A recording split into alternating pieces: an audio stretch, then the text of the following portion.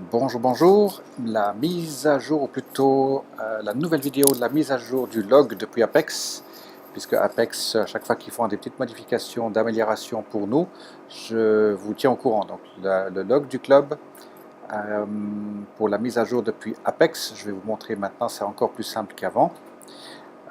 Bien sûr, première chose que vous allez faire, c'est d'aller sur votre compte Apex, et puis sur le compte du log. Alors au préalable, j'ai déjà ouvert un log, et puis le compte du log, et puis maintenant, on va commencer. Première chose à faire, c'est de relever les dernières écritures, par exemple ici 16 juin, et puis on va aller chercher les écritures, s'il y en a.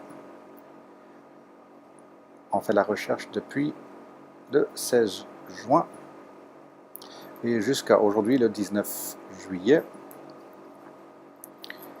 Et puis, nous voyons qu'il y a effectivement plusieurs écritures ici. Alors, 16 juin, vous voyez qu'il y a deux écritures ici. Prenez l'occasion de vérifier.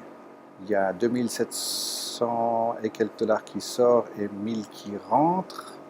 Et ça correspond bien ici, 2700 et quelques qui sortent et 1000 qui rentrent. Donc voilà, vous êtes à jour. Donc, nous allons faire une nouvelle recherche à partir du 17 pour ignorer l'écriture déjà dans le log. Voilà, maintenant on va prendre les nouvelles écritures du 22 juin jusqu'au 17 juillet. Toujours vérifier ici, première chose, que toutes les coches soient en route, ça veut dire que tous les filtres fonctionnent. Et puis, comme dans le passé, vous faites exporter à CSV. Et la différence aujourd'hui, c'est que le fichier devient tout de suite lisible. Il est déjà converti en fichier CSV. Vous l'ouvrez, double-clic. Vous voyez qu'il y a Numbers qui apparaît tout de suite maintenant. Il n'y a pas besoin de passer par le texte. Automatiquement, il est ouvert sur Numbers et vous avez le fichier directement qui est lisible. Et puis, comme à l'habitude, vous copiez, vous sélectionnez tout ce qu'il y a sur cet écran et vous le ramenez sur votre log, colonne tout à gauche, et vous faites copier. Et maintenant, vous avez, je vais un petit peu agrandir la fenêtre ici, voilà.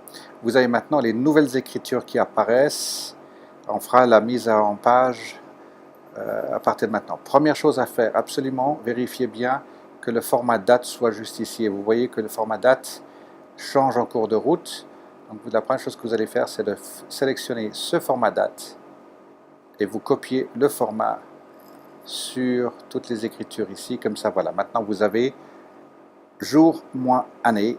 Jour, mois, année. Vous avez vu tout à l'heure, c'était année, mois, jour. Voilà, donc ça maintenant, vous le mettez comme ceci, que ce soit le même format sur toutes les lignes. Voilà, ça c'est vraiment la toute première chose à faire. À partir de là, il faut maintenant faire la mise en page. Et puis, la seule chose qui est malheureuse ici, c'est qu'il n'y a pas d'option d'écriture. Vous voyez qu'il y a eu les frais ici. Et les 4000 qui sont ici, c'est probablement un transfert de fonds qui a été fait. Vous pouvez juste vérifier ici, vous l'ouvrez. Il y a des informations supplémentaires ici et qui sont cachées. Donc là, vous faites marche arrière, vous laissez toujours invisible. Et puis ici, sur la deuxième partie des colonnes cachées, là, vous allez avoir une information qui vous précise. Voilà, Wire Funds. Donc ça veut dire qu'il y a des fonds qui ont été virés. Donc je copie ici, je le mets ici. Et puis vous avez des frais ici. Tout ça, vous pouvez laisser sans autre. Et puis de nouveau, vous cachez cette colonne. S'il vous plaît, vous cachez la colonne et vous ne l'effacez pas. Donc c'est pas effacé, mais c'est bien caché. Voilà. Et puis s'il y avait des options ici en écriture, vous sélectionnez ceci, vous faites copier du format. Si par exemple ici il y avait des options, et vous mettrez en option. Alors c'est pas des options, je ferai encore une vidéo avec des options, comme ça vous serez tranquille. Ici par exemple, on a besoin de mettre 4000 à droite, ici, donc je fais plus égal. Je clique sur la cellule des 4000 et ça vous importe le chiffre ici et ça l'augmente le calcul ici. Donc je vais enlever, regardez le total ici, il est de 11 500 et maintenant il y a 4000 qui rentrent sur ce compte et ça passe à 15 500. Et ensuite pour la mise en page, on va aller chercher la dernière fois qu'il y a eu une transaction. Vous copiez ceci, le pinceau, et vous le mettez comme ça. Vous avez les couleurs qui correspondent. Vous voyez ici que les lignes sont plus larges. Donc je sélectionne toutes les cellules où il y a des lignes qui se chevauchent. Et c'est simplement une mise en page ici. Vous demandez à ce que ce soit d'une cellule à l'autre. Ça cache le texte en dessous, on s'en fiche. Là, la même chose ici. Pardon, c'est celle-ci qui est en double, en plusieurs lignes. Voilà, comme ça. Vous avez la taille normale de la ligne. Par contre, vous voyez qu'il y a encore plein de traits. Et là, tout ce que vous allez faire, c'est de sélectionner tout le tableau ici. Donc, tout en haut à gauche, vous sélectionnez tout le tableau. Vous allez sous la mise en page et vous effacez tout ce qui est quadrillé. Voilà. Donc là, maintenant, vous avez toutes les lignes qui sont standards, j'ai envie de dire.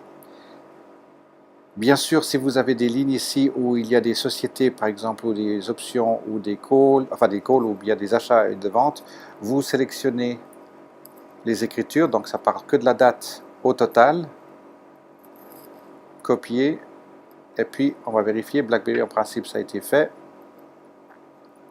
Dernière écriture, voilà, 16 juin, donc si vous les collez ici, vous voyez que c'est une répétition, donc nous n'allons pas faire ceci. Voilà, je vais faire marche arrière pour enlever les couleurs également. Voilà. Et encore juste un détail très important pour être sûr que les données, vu qu'elles sont importées de Apex, ne pas écrire les données ici. Vous allez faire, vous connaissez la commande, c'est majuscule égale et vous cliquez sur la cellule et ça vous importe le chiffre. Vous voyez, il prépare ici les moins 2772. Il vous les met comme ceci. Donc, pour vérifier, vous êtes sur la cellule. Par exemple, ici, vous êtes sur la cellule Q107.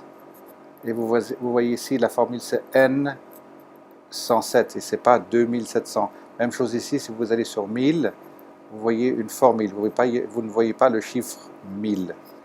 Alors, je vais juste exagérer. Je vais faire ici 500. Voilà, j'écris un chiffre. C'est tout faux parce que 500 ne correspond à rien.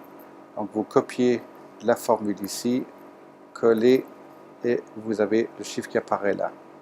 Puis encore une autre chose, vérifiez toujours que si vous totalisez les deux colonnes ou les deux cellules ici, que ça vous donne une lecture mathématique, ça vous prouve comme quoi vous avez bien importé des chiffres et non pas du texte. Si je me mets sur le texte ici, puis que je sélectionne le texte, regardez la différence ici, ça vous compte le nombre de textes que vous êtes en train de sélectionner. Donc c'est du texte, c'est normal. Autre exemple, si je prends les chiffres ici, je totalise ici, vous voyez, somme égale 0, moins 8 et quelques, 3900 et quelques, etc. Donc là, vous pouvez vérifier que c'est bien des chiffres que vous avez importés et non pas du texte ici. C'est très important. Voilà, merci pour votre attention.